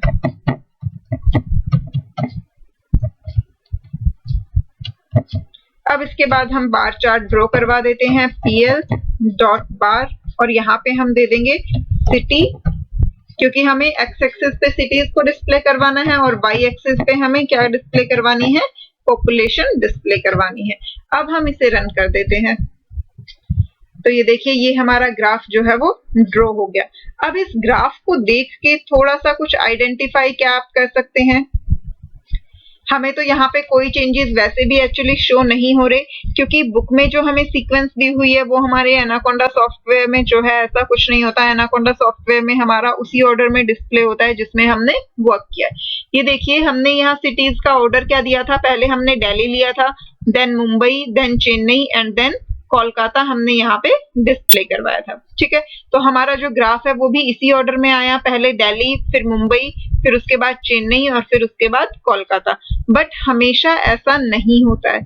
जनरली क्या होता है कि ये ग्राफ जो है वो हमारा अल्फाबेटिकल ऑर्डर में डिस्प्ले होता है। जैसे कि सबसे पहले हमारा चेन्नई के लिए बार ड्रॉ होता, उसके बाद दिल्ली के लिए बार ड्रॉ होता, देन मुंबई, इस तरीके से जो है ड्रॉ होता। वही चीज उन्होंने हमें यहाँ पे बताई हुई है। यहाँ देखिए उन्होंने सिटीज के नेम लिए, दिल्ली, मुंबई, बेंगलोर, हैदराबाद, और उसके बाद जब इन्होंने बार ग्राफ ड्रॉ किया तो बार ग्राफ देखिए जब ये ड्रॉ हुआ तो पहले बेंगलोर सिटी के लिए हुआ, then Delhi, then Hyderabad and then Mumbai. यानी कि जो बार ग्राफ ड्रॉ हुआ वो किस सीक्वेंस में हुआ, वो हमारा अल्फाबेटिकल ऑर्डर में हुआ। तो ऐसा जरूरी नहीं होता कि जो सीक्वेंस हमने प्रोवाइड की है हमारा बार ग्राफ जो है वो उसी सीक्वेंस में ड्रॉ हो। एनाकोंडा में इनफैक्ट एक्चुअली जनरली जिस भी सीक्वेंस में हमने दिया होता है उसी में होता है, क्योंकि हमने डिक्शनरी के केसेस में भी ये देखा। जनरली हम कहते हैं डिक्शनरी अनऑर्डर्ड पेयर होता है, तो उसमें जो भी हम वैल्यूज देते हैं वो जरूरी नहीं है उसी ऑर्डर में आए। बट जब भी हम स्पाइडर में अपना प्रोग्राम रन करते हैं तो हमारी डिक्शनरी की वैल्यूज भी उसी ऑर्डर में आती हैं ज्यादातर, जिस ऑर्डर में हमने स्पेसिफाई की होती है। बट हमेशा ऐसा नहीं होता है, अलग अलग वर्जन्स में अलग अलग केसेस हो सकते हैं। तो अगर आप जब इसे रन कर रहे हैं तो आपका डाटा उस सीक्वेंस में नहीं आ रहा जो आपने स्पेसिफाई की है, तो आपको टेंशन लेने की जरूरत नहीं है, क्योंकि बार ग्राफ जो है वो जनरली अल्फाबेटिकल ऑर्डर में डिस्प्ले कर देता है डाटा को। बट ये वर्जन टू वर्जन जो है अलग अलग एग्जीक्यूशन होते हैं इसके। Note that order of bars plotted is different from the order in actual data sequence, कि जिस ऑर्डर में ये bars plot हुए हैं वो actual data sequence से different है। For example, cities sequence being plotted contain values in order Delhi, Mumbai, Bangalore, Hyderabad. कि जो हमने कोड में सीक्वेंस दी थी वो क्या थी, दिल्ली, मुंबई, बेंगलोर एंड हैदराबाद। बट जब वो प्लॉट हुई तो उसका ऑर्डर बिल्कुल अलग ही था। प्लॉट होने पे उसका ऑर्डर क्या बन गया, पहले बेंगलोर के लिए हमारा बार चार्ट ड्रॉ हुआ, उसके बाद दिल्ली के लिए, then Hyderabad and then Mumbai, जो कि हमारा अल्फाबेटिकली सॉर्टेड ऑर्डर है। तो इस तरीके से हम ये नहीं कह सकते कि जो सीक्वेंस हम दे हमेशा उसी में बार चार्ट हमारा ड्रॉ होना चाहिए। बार चार्ट जो है वो अल्फाबेटिकल ऑर्डर में भी ड्रॉ हो सकता है। ये हमारा वर्जन टू वर्जन वेरी करता है। नाउ नेक्स्ट पार्ट जो है हमारा वो है changing width of bars in a bar chart, की जो हमारे बार चार्ट हैं हम उनकी विड्थ को चेंज कर पाए। अब बार चार्ट की विड्थ को हम कैसे चेंज कर सकते हैं उसके तरीके हम पढ़ेंगे। By default, the bar chart draw bars with equal width having a default width of 0.8 units on a bar chart। ये क्या कह रहा है कि जनरली जब हम पाइथन में बार चार्ट ड्रॉ करते हैं तो जितने भी बार्स हमारे ड्रॉ होते हैं उन सब की विड्थ इक्वल होती है, और वो विड्थ कितनी होती है, 0.8 यूनिट। ठीक है, ऐसा होता क्यों है ये मैं आपको यहाँ पे बुक की हेल्प से ही बता देती हूँ। ये देखिए यहाँ पे ये जो बार ड्रॉ हुआ है हमारा, तो हमारी जो एक्स एक्सिस की एक वैल्यू होती है उसे टोटल 1 यूनिट का स्पेस मिलता है। ठीक है, उस पूरी 1 यूनिट को आप ड्रॉ कर सकते हो, लेकिन अगर आप पूरी 1 यूनिट को ड्रॉ कर दोगे तो आपके बार्स के बीच में स्पेस नहीं बचेगा। इसलिए जो डिफॉल्ट ड्रॉइंग होती है वो 0.8 यूनिट होती है, यानी कि 0.2 यूनिट्स हम ब्लैंक छोड़ देते हैं, 1 यूनिट लेफ्ट हैंड साइड में and 1 unit right hand side में। तो इसीलिए हमारे हर ग्राफ के बीच, हर बार के बीच में जो है गैप हो जाता है। अब ये वाला जो गैप है ये 0.2 यूनिट है। 0.2 यूनिट कैसे, फर्स्ट 0.1 यूनिट हमारे बेंगलोर वाले बार से और 0.1 यूनिट दिल्ली वाले चार्ट का। सिमिलरली यहाँ वाला गैप जो है वो 0.1 यूनिट दिल्ली वाले चार्ट का है और 0.1 यूनिट हैदराबाद वाले। ये वाला भी 0.1 यूनिट जो है वो हैदराबाद एंड 0.1 यूनिट जो है वो मुंबई वाले चार्ट से लिया हुआ है। तो इस तरीके से जो हर बार होता है उसे 1 यूनिट मिलती है, जिसमें से डिफॉल्ट हम 0.8 ड्रॉ कर देते हैं और बाकी का 0.2 जो है वो एम्प्टी रहता है, ताकि बार्स को हम अलग अलग डिस्टिंग्विश कर पाए। ठीक है, अब हम देखते हैं कि हम उसकी विड्थ को चेंज कर कैसे सकते हैं।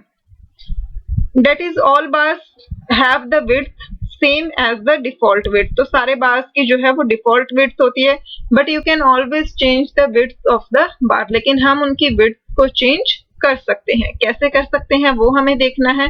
पहला तरीका जो होता है, you can specify a different width for all the bars of the chart. या तो आप चाहें तो आप कर सकते हैं कि आपने एक विड्थ जो है वो स्पेसिफाई कर दी और आपके ग्राफ के जितने भी बार्स हैं उन सब की वो सेम विड्थ आ जाएगी, जो कि डिफॉल्ट विड्थ से अलग होगी बट होगी सबकी सेम. बट अगर आप चाहें तो आप हर बार के लिए भी अलग अलग विड्थ डिफाइन कर सकते हैं.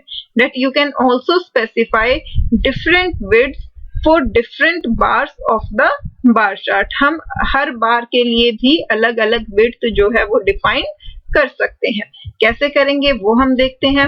सबसे पहले हम फर्स्ट मेथड देखते हैं कि हमें अगर सारे बार्स की कॉमन width रखनी है तो वो हम कैसे रखेंगे. To specify common width other than the default width for all the bar. कि डिफॉल्ट विड्थ के अलावा अगर हमें कोई और विड्थ रखनी है लेकिन सबकी कॉमन विड्थ रखनी है तो उसे करने का तरीका क्या है. हम विड्थ आर्गुमेंट यूज करेंगे बार फंक्शन के अंदर और उसकी हम कोई भी फ्लोट वैल्यू जो है वो स्पेसिफाई कर देंगे. किसके अंदर? बार फंक्शन के अंदर. अब हमारा बार फंक्शन का सिंटेक्स क्या था कि लाइब्रेरी का नाम दैट इज matplotlib.pyplot, डॉट लगा के फंक्शन का नाम दैट इज बार. अब इसके अंदर हमने पहले x एक्सिस के लिए सीक्वेंस प्रोवाइड की, कोमा लगा के हमने y एक्सिस के लिए सीक्वेंस प्रोवाइड की, उसके बाद कोमा लगा के हमने क्या किया, विड्थ प्रोवाइड की. विड्थ में हमने यहाँ पे कोई भी एक सिंगल वैल्यू जो है वो दे दी और हमारे ग्राफ में जितने भी बार्स हैं उन सब की ये विड्थ जो है वो बन जाएगी. ये मैं आपको एक बार करके भी दिखा देती हूँ. अब ये देखिए हम इसी वाले पे कर लेते हैं या फिर इस वाले में हम वैल्यूज चेंज कर लेते हैं ताकि हमारे ग्राफ जो है वो थोड़ा इजीली समझ आए. यहाँ पे हम ले लेते हैं 10, 20, 30 एंड 40. अब हम इसे रन करते हैं.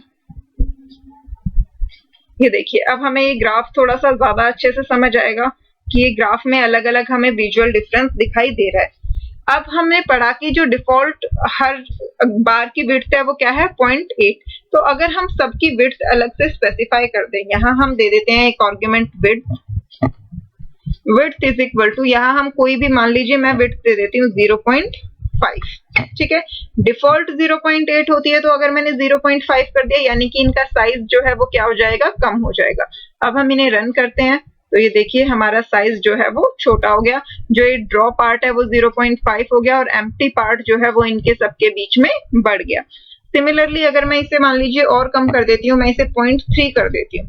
अब जब मैं इसे रन करूंगी तो इनकी विड्थ जो है वो और भी कम हो जाएगी. ये देखिए अब इनकी विड्थ जो है वो और भी ज्यादा कम हो गई है. अगर मैं इसे 0.8 कर दूं तो 0.8 के केस में जो हमारी पहले डिफॉल्ट विड्थ आ रही थी ये उसी टाइप से डिस्प्ले हो जाएंगे. ये देखिए उतनी ही विड्थ जो है हमारी डिस्प्ले हो गई. अगर मैं इसे 0.9 कर देती हूँ तो इनकी विड्थ जो है वो और ज्यादा बढ़ जाएगी और इनके बीच का गैप जो है वो और ज्यादा कम हो गया. बट मान लीजिए मैं यहाँ पे यूनिट दे देती हूँ 1.0. अब इस केस में क्या होगा, अब जब मैं इसे रन करूंगी तो ये देखिए यहाँ पे हमें इनके बीच में गैप दिखाई ही नहीं दे रहा क्योंकि हर x वैल्यू को टोटल 1 यूनिट जो है वो एलोकेट होती है और अब मैंने पूरी 1 यूनिट को ड्रॉ कर दिया है तो इसलिए मुझे अलग अलग बार्स के बीच में जो है वो गैप डिफाइन नहीं कर सकती. अब क्या हो अगर मैं इस विड्थ को और भी ज्यादा दे दूं, मान लीजिए मैंने यहाँ विड्थ दे दी 10. अब क्या आप एज्यूम कर सकते हैं कि इस केस में क्या होगा. मैं अगर आपको रन करके दिखाऊंगी तो आपको ये बहुत ही अनएक्सपेक्टेड रिजल्ट लगेगा, बट मैं चाहती हूँ कि आप एक बार थोड़ा सा दिमाग लगाएं और उस रिजल्ट को गैस करें. देखिए अब मैंने जब इसे रन किया तो ये किस तरीके से डिस्प्ले हुआ. ये आपका चार्ट जो है वो डिस्प्ले हुआ. क्या ऐसा रिजल्ट कभी भी एक्सपेक्टेड किया था आपने? नहीं. क्यों ऐसा ग्राफ हमारा डिस्प्ले हुआ? अब आप यहाँ एक्स वैल्यूज को भी देखिए. ये सारी वैल्यूज क्या आप आइडेंटिफाई कर पा रहे हैं? दिल्ली, मुंबई, कोलकाता, चेन्नई सब जो है वो मर्ज हो गई हैं. मर्ज क्यों हो गई हैं? क्योंकि सबने एक दूसरे का स्पेस जो है वो ऑक्यूपाई कर लिया है, क्योंकि डिफॉल्ट तो हर एक को एक ही यूनिट एलोकेट होती है। यहाँ मैंने उनकी विड्थ 10 यूनिट कर दी, तो ये सब जितनी भी एक्स वैल्यूज थी वो सब आपस में ओवरलैप कर गई और इसी वजह से ये जो है एरर क्रिएट कर रहा है। तो इसीलिए हमारी प्रैक्टिस क्या होनी चाहिए कि हम फ्लोट वैल्यू दें और 0 से 1 के बीच में ही दें। मैक्सिमम 1 वैल्यू होती है और मिनिमम जो है वो आपको 0.1 तो देना ही है, अदरवाइज तो आपका ग्राफ जो है वो विजिबल ही नहीं होगा। तो हम यहाँ पे 0.5 जो है वो प्रोवाइड कर देते हैं और इससे जो है वो हमारा ग्राफ सही ढंग से डिस्प्ले हो गया है। ठीक है, अब हम चलते हैं नेक्स्ट पार्ट पे। अब ये बुक में जो एग्जाम्पल, अभी तो ये सिर्फ हमने सिंटैक्स पढ़ा था, अब हम बुक के एग्जाम्पल्स देख लेते हैं। उन्होंने कौन से एग्जाम्पल्स लिए हैं।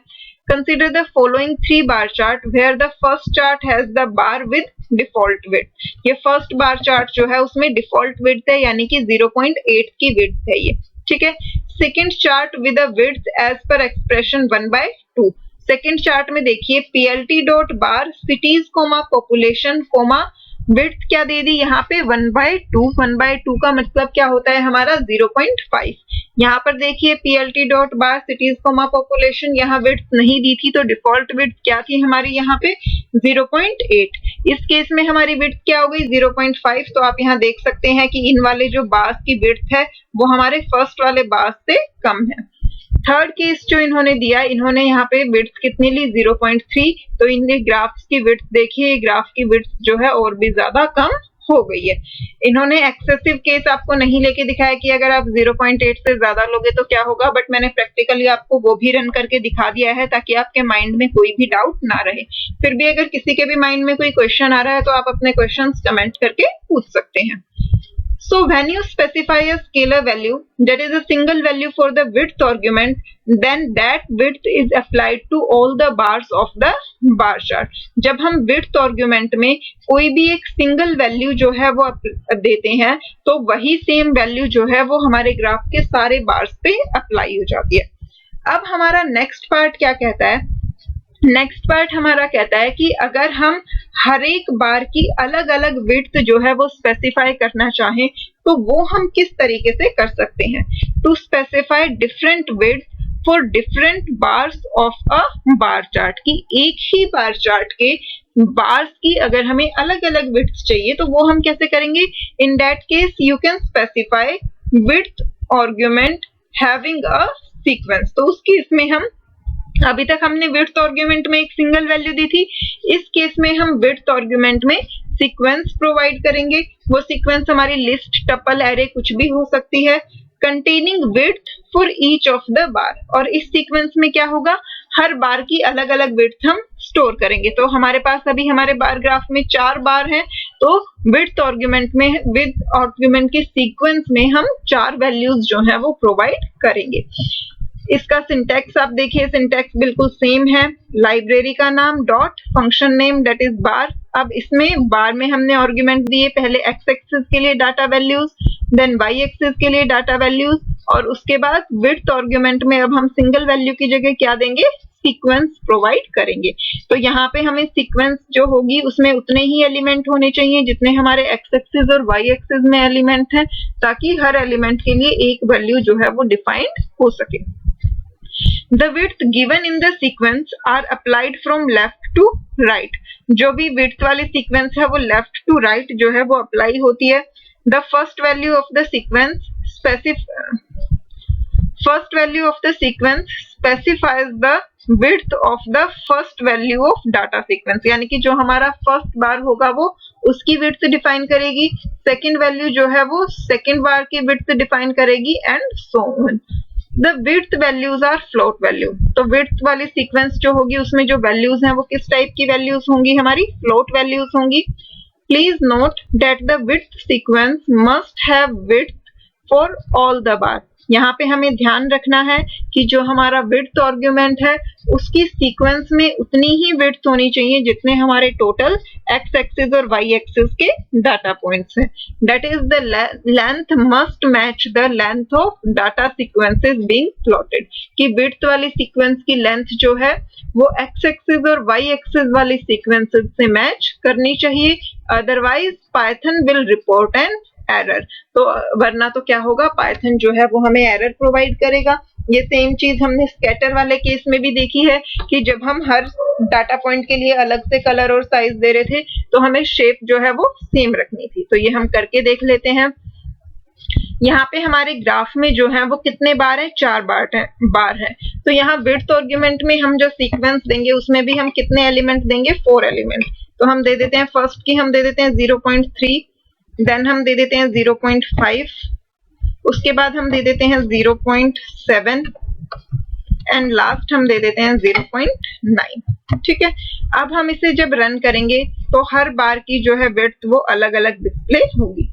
ये देखिए, फर्स्ट डाटा पॉइंट की विड्थ सबसे छोटी है, सेकंड वाले बार की उससे बड़ी, थर्ड वाले बार की उससे बड़ी और फोर्थ वाला जो है उसकी विड्थ जो है वो सबसे ज्यादा है। अब मान लीजिए अगर मैं यहाँ एक एलिमेंट और दे देती हूँ, मान लीजिए मैं यहाँ लास्ट में दे देती हूँ 0.2। अब सिटी और पॉपुलेशन में तो मेरे 4 ही एलिमेंट्स थे, बट विड्थ में हमारे कितने एलिमेंट हो गए, 5 एलिमेंट। तो अब जब हम इसे रन करेंगे तो उस केस में हमें क्या मिलेगा, एरर मिलेगा, क्योंकि हमारी शेप जो है वो मैच नहीं करती। तो ये देखिए यहाँ पे हमें क्या मिल गया, एरर मिल गया। या मैं आपको स्क्रॉल अप करके दिखा देती हूँ थोड़ा सा। ये देखिए, शेप मिसमैच का हमें एरर मिल गया। सिमिलरली अगर मैं कम वैल्यूज देती हूँ तो उस केस में क्या होगा, मान लीजिए मैंने सिर्फ 3 वैल्यूज दी। अब जब हम इसे रन करेंगे तो देखिए इस केस में भी हमें क्या मिला, एरर मिला, क्योंकि अभी भी जो है वो हमारी शेप मैच नहीं कर रही। तो यहाँ भी हमें शेप मिसमैच का एरर जो है वो मिल गया। ठीक है, तो ये हमने खुद से करके देख ही लिया। अब एक बार बुक का एग्जाम्पल भी देख लेते हैं। ये देखिए, plt.bar cities, population width is equal to, और यहाँ पे सीक्वेंस में 4 वैल्यूज दे दी, 0.5, 0.6, 0.7 एंड 0.8। अब जो हमारा फर्स्ट बार होगा उसकी विड्थ क्या होगी, 0.5, सेकंड की 0.6, थर्ड की 0.7 एंड फोर्थ की 0.8 are applicable to the cities values in order. That is Delhi bar की वैल्यू क्या होगी, 0.5, मुंबई की 0.6, बेंगलोर की 0.7 और हैदराबाद की क्या हो जाएगी, 0.8 हो जाएगी। क्योंकि फर्स्ट सिटी को फर्स्ट विड्थ मिलेगी, सेकंड सिटी को सेकंड विड्थ, थर्ड सिटी को थर्ड विड्थ और फोर्थ सिटी को फोर्थ विड्थ जो है डिस्प्ले होगी। वही आप यहाँ पे देख भी सकते हैं। अब इधर आप एक चीज नोटिस कीजिए, यहाँ पे जब हमने सिटी को डिफाइन किया था, हमारी फर्स्ट सिटी क्या थी, दिल्ली थी। यहाँ पे दिल्ली सेकंड नंबर पे आ रही है, तो सेकंड दिल्ली जो है वो सेकंड नंबर पे भले ही रिप्रेजेंट हो रही है, बट इसे विड्थ कौन सी मिलेगी, जो हमारी सीक्वेंस की फर्स्ट विड्थ है वो मिलेगी। क्योंकि एक्चुअल ऑर्डर जो था वो सिटीज में फर्स्ट ऑर्डर दिल्ली का था, तो दिल्ली की विड्थ 0.5 होगी। उसके बाद मुंबई की 0.6 होगी, तो आप यहाँ देख सकते हैं ये मुंबई की विड्थ 0.6 है। फिर मुंबई के बाद हमारा क्या था, मुंबई के बाद हमारा आ रहा था बैंगलोर, तो ये बैंगलोर की 0.7 है। आप देख सकते हैं दिल्ली मुंबई से ज्यादा है बट हैदराबाद से कम। उसके बाद लास्ट जो सिटी थी हमारी हैदराबाद, उसकी विड्थ क्या हो गई हमारी 0.8। तो इस तरीके से अलग अलग बार के लिए हमने अलग अलग विड्थ जो है वो यहाँ से स्पेसिफाई कर दी। अब नेक्स्ट जो पार्ट है हमारा वो है बार चार्ट के कलर डिफाइन करना। हमने लाइन में भी, स्कैटर फंक्शन में भी ये फंक्शनैलिटी पढ़ी, तो बार चार्ट में ये फंक्शनैलिटी ना हो ऐसा कैसे हो सकता है कि अगर हम अलग अलग कलर्स के बार ड्रॉ करना चाहते हैं तो हम वो कर सकते हैं। कैसे कर सकते हैं हम वो देख लेते हैं। By default a bar chart draw bars with the same default color। जब भी हम बार चार्ट ड्रॉ करते हैं तो by default सारे बार्स का कलर जो है वो सेम होता है और वो पाइथन इंटरनली डिफाइन कर देता है जो डिफॉल्ट कलर होता है उसके हमारे बार्स ड्रॉ होते हैं। But you can always change the colour of bars, लेकिन हम बार्स का कलर जो है वो चेंज कर सकते हैं। यहाँ भी हम 2 तरीके से कर सकते हैं। हम चाहें तो एक कलर प्रोवाइड कर सकते हैं और हमारे सारे बार्स का कलर वही डिफाइन हो जाएगा, और हम चाहें तो हर बार के लिए अलग अलग कलर डिफाइन कर सकते हैं। You can specify a different colour for all the bars of a bar chart. की बार चार्ट के जितने भी बार हैं उन सब के लिए हम कोई एक सेम कलर डिफाइन कर सकते हैं, बट वो डिफॉल्ट कलर से क्या होगा, डिफरेंट होगा। और दूसरा तरीका, you can also specify different colours for different bars of a bar chart. कि बार चार्ट के हर बार के लिए आप कोई अलग कलर भी डिफाइन कर सकते हैं। टू स्पेसिफाई कॉमन कलर्स को स्पेसिफाई करने के लिए जो कि डिफॉल्ट कलर से अलग हो, you can specify the colour argument. तो हम कौन सा आर्ग्यूमेंट यूज कर सकते हैं, कलर आर्ग्यूमेंट। और कलर आर्गुमेंट के लिए हम कोई भी वैलिड कलर कोड या नेम जो है वो यूज कर सकते हैं बार फंक्शन के अंदर। कलर कोड वाली टेबल हमने देखी ही थी, blue, yellow, red, green, black, ये सारे कलर्स हमने उसमें देखे थे। तो हम या तो डायरेक्टली कलर का नाम लिख सकते हैं या फिर जो कलर कोड हमने देखा था हम वो कोड मेंशन कर सकते हैं कलर आर्गुमेंट के अंदर। तो आप यहाँ पर ध्यान दीजिए कि कलर आर्गुमेंट स्पेसिफाई करने के लिए हमारे पास कीवर्ड क्या है, कलर। स्कैटर चार्ट में हमने किस आर्गुमेंट से कलर स्पेसिफाई किया था, सी आर्गुमेंट से, बट यहाँ पर क्या है हमारा कलर। और प्लॉट के अंदर हमने कोई वर्ड ही यूज नहीं किया था, वहां हम डायरेक्टली सिंगल कोट्स के अंदर कलर का कोड लिख देते थे। अब हम बार चार्ट में कलर कैसे चेंज करेंगे, तो उसका सिंटैक्स देखिए। पहले लाइब्रेरी नेम डॉट फंक्शन का नाम, ये तो सेम है ही। फंक्शन के अंदर भी पहले हम एक्स एक्सिस के लिए वैल्यूज देंगे, उसके बाद वाई एक्सिस के लिए वैल्यूज देंगे। उसके बाद अगर हमें विड्थ देनी है हम विड्थ भी दे सकते हैं, कलर देना है तो कलर दे दिया, इसमें सीक्वेंस मैटर नहीं करती। कलर हम एज अ कीवर्ड यूज करेंगे और उसके बाद यहाँ पे हम कलर कोड या कलर नेम जो है वो स्पेसिफाई कर देंगे। तो हमारे बार चार्ट के जितने भी बार हैं वो इसी कलर कोड के डिस्प्ले हो जाएंगे, ठीक है। The color given in the color argument will be applied to all the bars. जो भी हमने कलर कोड दिया होगा वो सारे बार्स पे अप्लाई हो जाएगा। एग्जाम्पल के लिए यहाँ पर हमें दो ग्राफ्स दिए हुए हैं, ये देखिए। फर्स्ट में हमने क्या किया, plt dot bar cities population color is equal to red, कि हमने एक्स एक्सिस पे सिटीज लिया, वाई एक्सिस पे पॉपुलेशन, बट कलर हमने क्या दिया, रेड। तो हमारे बार्स जो हैं वो किस कलर के डिस्प्ले हो गए, रेड कलर के। बट अगर हमने colour is equal to green दिया, क्योंकि जी जो सिंबल है वो ग्रीन के लिए होता है, तो हमारा ग्राफ किस कलर का ड्रॉ हुआ, ग्रीन कलर का। हम एक बार ये खुद से भी करके देख लेते हैं। यहाँ हमने विड्थ दे रखी थी, हम इसे हटा देते हैं यहाँ से, या फिर हम एक कॉमन विड्थ दे देते हैं सबके लिए, 0.6 हम दे देते हैं, ठीक है। अब हम देते हैं कलर आर्गुमेंट। कलर आर्गुमेंट मान लीजिए हमने दे दिया ग्रीन, ग्रीन के लिए सिंबल होता है जी। तो इसे जब हम अब रन करेंगे तो इस केस में हमारे जो बार्स हैं वो किस कलर के ड्रॉ हो जाएंगे, ग्रीन कलर के। यहाँ अगर मैं आर दे देती तो आर किसके लिए सिंबल होता है, रेड कलर के। तो इस केस में हमारे जो बार्स हैं वो किस कलर के ड्रॉ हो जाएंगे, रेड कलर के। अगर मैं यहाँ ये कलर कोड वाई दे देती तो हमारे बार्स जो हैं वो किस कलर के ड्रॉ हो जाते, येलो कलर के, ठीक है। तो इस तरीके से जो भी कलर कोड हम देंगे उसी कलर के हमारे सारे बार्स जो हैं वो ड्रॉ हो जाएंगे। अब इसके बाद नेक्स्ट पार्ट की, अगर हमें हर बार का अलग अलग कोड देना है तो उसके लिए हम कैसे करेंगे, to specify different colours for different bars of a bar chart, कि हमारे बार चार्ट के जितने भी अलग अलग बार हैं अगर हमें उन सबके लिए अलग अलग कलर देना है तो हम कैसे करेंगे, you can specify colour argument having a sequence such as list और टपल। तो जैसे हमने विड्थ के केस में किया था वैसे ही हम यहाँ पर करेंगे। हम क्या करेंगे कि जो हमारा कलर आर्गुमेंट है हम उसमें एक सिंगल वैल्यू की जगह सीक्वेंस दे देंगे, या तो लिस्ट या फिर टपल। और उस सीक्वेंस में हम उतने ही एलिमेंट देंगे जितने एलिमेंट हमारे एक्स एक्सिस और वाई एक्सिस वाली सीक्वेंसेस में हैं, क्योंकि अगर हम एलिमेंट्स कम या ज्यादा देंगे तो हमें एरर मिलेगा। जितने डाटा पॉइंट्स हमारे ड्रॉ होने चाहिए, जितने बार्स हमारे ग्राफ में हैं, हमें हर बार के लिए कलर कोड जो है वो प्रोवाइड करना पड़ेगा। अब इसके लिए सिंटैक्स अगेन हमारा सेम है, लाइब्रेरी नेम डॉट बार, उसके बाद एक्स एक्सिस के लिए data values, then y axis के लिए डाटा वैल्यूज, उसके बाद वही कलर आर्गुमेंट, बट इस बार एक सिंगल वैल्यू की जगह आप यहाँ पे क्या प्रोवाइड करेंगे, कलर नेम या कलर कोड्स की सीक्वेंस जो है वो प्रोवाइड करेंगे। अब हम इसे रन करके भी देख सकते हैं। अब यहाँ हमारे बार में, हमारे चार्ट में कितने बार्स थे, 4 बार थे। तो मान लीजिए मैं कलर कोड की यहाँ 4 अलग अलग कलर्स दे देती हूँ। फर्स्ट मैंने दे दिया रेड कलर का हो, सेकंड हमारा मान लीजिए ग्रीन कलर का हमें चाहिए, थर्ड हम ले लेते हैं येलो कलर का, और फोर्थ हम ले लेते हैं ब्लू कलर का। तो इसे हम सेव करके रन करके देखते हैं। अब हमारे ग्राफ्स जो हैं वो अलग अलग कलर के होंगे। देखिए फर्स्ट रेड कलर का हुआ, second green, third yellow and fourth जो है वो ब्लू कलर का डिस्प्ले हो गया। इस तरीके से हम हर बार का अलग अलग कलर जो है वो स्पेसिफाई कर सकते हैं।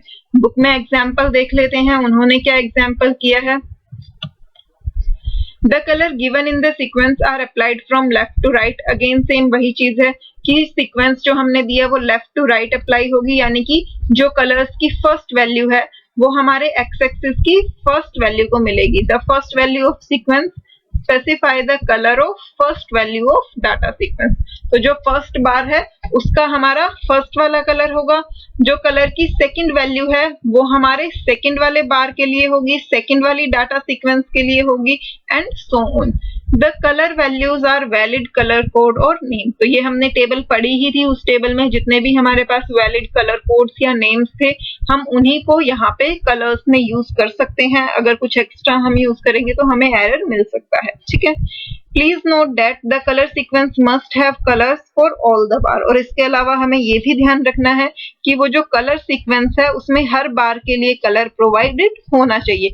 अगर आपने एक्स्ट्रा कलर्स प्रोवाइड किए तो भी आपको एरर मिलेगा, और अगर आपने कम कलर्स प्रोवाइड किए तो भी आपको एरर मिलेगा। जितने हमारे ग्राफ में बार्स हैं हमें उतने ही कलर कोड्स उस सीक्वेंस में प्रोवाइड करने हैं, अदरवाइज हमें शेप मिसमैच एरर जो है वो मिल जाएगा। आप चाहें तो इसे ट्राई भी कर सकते हैं। मान लीजिए मैं यहाँ एक और एक्स्ट्रा कलर दे देती हूँ, मैंने मान लीजिए के दे दिया, ठीक है, कि फर्स्ट हमने red colour, then green, then yellow, blue and black colour. अब जब हम इसे रन करेंगे तो उस केस में हमारा क्या होगा, हमें एरर मिलेगा।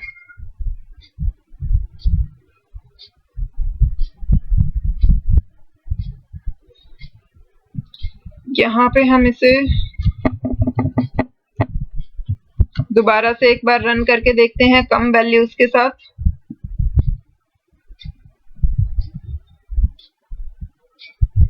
अब ये देखिए हमने बुक में जो पढ़ा, बुक में हमने पढ़ा कि हमें इस केस में एरर मिलता है, बट जब हमने प्रैक्टिकली इस चीज को करके देखा तो हमें एरर नहीं मिल रहा है। देखिए जब हमने विड्थ का केस डिस्कस किया था, विड्थ में अगर हमने एक्स्ट्रा या कम वैल्यूज प्रोवाइड की थी तो हमें उसमें एरर मिला था। यहाँ बुक में हमें मेंशन्ड है कि कलर के केस में भी its length must match the length of data sequences being floated, otherwise Python will report an error that value error shape mismatch। But actually ऐसा नहीं हो रहा है। जब हमने प्रैक्टिकली करके देखा, अगर हमने कम वैल्यूज प्रोवाइड की तो वैल्यूज रिपीट हो गई। फर्स्ट बार हमारा रेड कलर का हुआ, देन ग्रीन कलर का, देन येलो कलर का, फिर उसके बाद दोबारा से हमारा रेड कलर ही रिपीट हो गया। अगर हमने एक्स्ट्रा वैल्यूज दी थी तो एक्स्ट्रा वाली वैल्यूज इग्नोर हो गई, उनपे कोई फर्क नहीं पड़ा। तो यानी कि कलर वाले आर्गुमेंट में अगर हम कम या ज्यादा वैल्यूज प्रोवाइड करते हैं तो हमें एरर नहीं मिलता है। तो इसीलिए कहते हैं जब हम साथ साथ प्रैक्टिकल्स करते हैं तो हमारे सारे डाउट्स जो हैं वो क्लियर हो जाते हैं, क्योंकि कई बार बुक में प्रिंटिंग मिस्टेक होती है या कई बार वर्जन टू वर्जन भी चीजें वेरीफाई करती हैं कि एक वर्जन में कुछ और एग्जीक्यूशन हो रहा होता है तो दूसरे में थोड़े बहुत उसमें चेंजेस जो हैं वो आ सकते हैं, ठीक है। अब ये बुक में हमने तो ये पहले ही प्रैक्टिकली करके देख लिया, बट बुक में अभी तक थ्योरी थी। तो ये देखिए उन्होंने आगे आपको एग्जाम्पल दिया है, plt.bar सिटीज और पॉपुलेशन वाला ही एग्जाम्पल दिया है। यहाँ पे हमारे पास 4 बार थे, तो ये कलर आर्गुमेंट में यहाँ पे हमें 4 वैल्यूज जो है वो प्रोवाइड कर दी। So as per the above bar function, colours red, blue, green and black are applicable to the cities value in order कि रेड कलर जो है वो किसे मिलेगा, दिल्ली को मिलेगा। ब्लू कलर जो है वो किसे मिलेगा, मुंबई को मिलेगा, यहाँ से आप देख सकते हैं। और जो ग्रीन कलर है, ग्रीन कलर किसको मिलेगा, बेंगलोर सिटी जो है वो हमारी ग्रीन कलर की होगी क्योंकि उसका कलर कोड जी है। और लास्ट जो है ब्लैक, तो हैदराबाद वाली सिटी जो है वो किस कलर की होगी, ब्लैक कलर की होगी। जो हम चार्ट डिस्प्ले होगा उस चार्ट में ये चाहे किसी भी ऑर्डर में हो, बट सिटीज का ऑर्डर दिल्ली, मुंबई, बेंगलोर, हैदराबाद था, तो दिल्ली को रेड, मुंबई को ब्लू, बेंगलोर को ग्रीन और हैदराबाद को ब्लैक कलर ही एलोकेट होगा। तो उसके बाद जब हमने डिस्प्ले किया तो ये देखिए दिल्ली को हमारा रेड कलर मिला है, उसके बाद मुंबई को हमारा ब्लू कलर मिला है, देन बेंगलोर को ग्रीन कलर और हैदराबाद को ब्लैक कलर जो है वो डिस्प्ले हुआ है। इस तरीके से हम अलग अलग बार्स का अलग अलग कलर और अलग अलग विड्थ जो है वो डिफाइन कर सकते हैं। Both width and colour argument are optional, दोनों ही ऑप्शनल है, दोनों में से कंपल्सरी कोई भी नहीं है। अगर हम चाहें तो प्रोवाइड कर सकते हैं, अगर हमें जरूरत नहीं है तो हमें ये करने की कोई रिक्वायरमेंट नहीं होती। And you can combine them both also, और हम एक ही स्टेटमेंट में भी दोनों को कंबाइन कर सकते हैं। यानी कि अगर हमें हर बार की विड्थ भी अलग चाहिए, कलर भी अलग चाहिए, तो हम उसे इस तरीके से कर सकते हैं कि विड्थ के लिए भी हमने सीक्वेंस प्रोवाइड कर दी और कलर्स के लिए भी हमने सीक्वेंस प्रोवाइड कर दी। ये आप चाहें तो यहाँ से करके भी देख सकते हैं। यहाँ मैं एक कलर और प्रोवाइड कर देती हूँ, दैट इज ब्लू कलर। हर बार के लिए अलग अलग कलर हो गया। अब यहाँ विड्थ भी प्रोवाइड कर देते हैं, हर एक के लिए अलग अलग विड्थ जो है वो हम डिस्प्ले करवा देंगे। फर्स्ट के लिए 0.6 हो गई, सेकंड के लिए 0.8 ले लेते हैं, थर्ड के लिए हम ले लेंगे 0.4 ले लेते हैं, और फोर्थ के लिए अगेन हम ले लेते हैं 0.6। ठीक है, अब इसे रन करेंगे तो हर बार का कलर भी जो है अलग अलग होगा और सबकी विड्थ भी जो है वो क्या है, अलग अलग है। तो हम विड्थ और कलर दोनों को एक ही स्टेटमेंट में भी कंबाइन कर सकते हैं, जिससे हमारे हर बार की विड्थ और कलर जो है वो अलग अलग डिस्प्ले हो जाएगा। अब इसके बाद नेक्स्ट जो टॉपिक है वो है हमारा क्रिएटिंग मल्टीपल बार चार्ट। अभी तक हमने एक ही बार चार्ट ड्रॉ किया है एक ग्राफ में, लेकिन अगर हम एक ही ग्राफ में एक से ज्यादा बार चार्ट को ड्रॉ करना चाहें तो वो हम कैसे कर सकते हैं, वो हम पढ़ेंगे इस वाले पार्ट में। बट ये वाला पार्ट हम नेक्स्ट वीडियो में कंप्लीट करेंगे। आज के लिए आई थिंक काफी हो चुका है। पहले आप स्कैटर और बार फंक्शन को एक बार अच्छे से रिवाइज कीजिए। इसमें जो भी आपको डाउट आ रहा है वो कमेंट करके पूछिए। अगर आपको वीडियो समझ में आई है तो उसे लाइक जरूर कीजिए और कमेंट करके मुझे अपना फीडबैक दीजिए। और तब तक के लिए अपने डाउट्स अच्छे से रिवाइज कर लीजिए और नेक्स्ट वीडियो का वेट कीजिए। नेक्स्ट वीडियो में हम डिस्कस करेंगे मल्टीपल बार चार्ट्स। तब तक के लिए बाय बाय।